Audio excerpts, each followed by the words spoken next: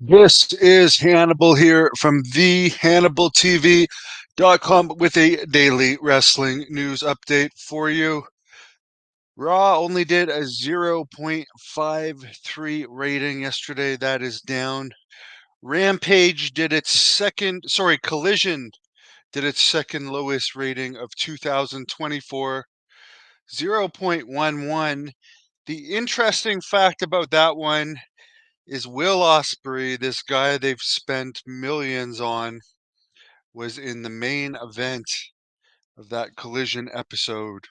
They got the second lowest rating of 2024. I'll be honest, I've not seen much of Will Ospreay because he's not my style of wrestler. And I did watch the highlights of this match, which included a ton of leg slapping and flips that didn't even to me a good wrestler is someone that can make you suspend disbelief and like think it's real. If you want to say a good wrestler is someone that slaps his legs a lot and does a lot of flips, I that just doesn't turn me on. I'm sorry. And obviously, other than your very niche loyal fans, regular people, I mean, the whole thing with the leg slap is out of the bag. It's not the Chris Adams days where he was the only one doing it, or when Shawn Michaels did it, he was the only one doing it. Now everybody knows it. So when you have a match full of leg slapping, to me, it actually angers me because it's so fake looking. Which is why I'm not gonna watch the highlights again as much as possible. It's a turn off. There's some more changes in TNA. Impact is now going to air TNA is going to air their Impact show on Impact Plus, the streaming service that's on Endeavor. Endeavor, the owners of WWE and UFC. Hence, even more of a connection to WWE. Their main show is going to air on a streaming service owned by WWE.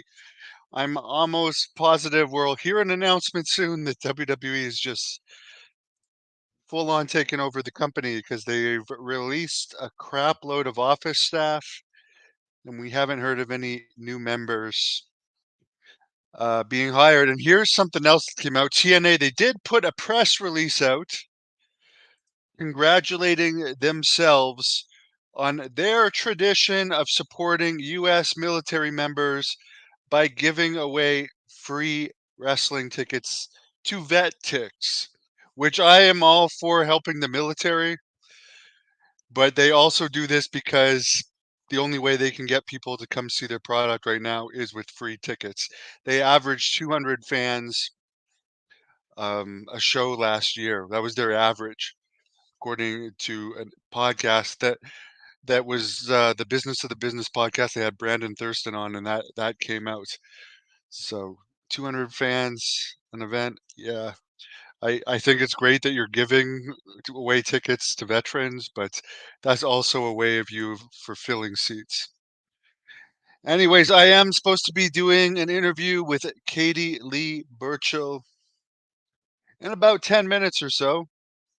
So we will take some fan questions. There is an interview with Paul Burchill on this channel. Speaking of TNA, Katie Lee Burchill was in TNA back in its more glorious years when people actually watched. So we'll ask her opinion on what's going on with TNA and a lot of other stuff.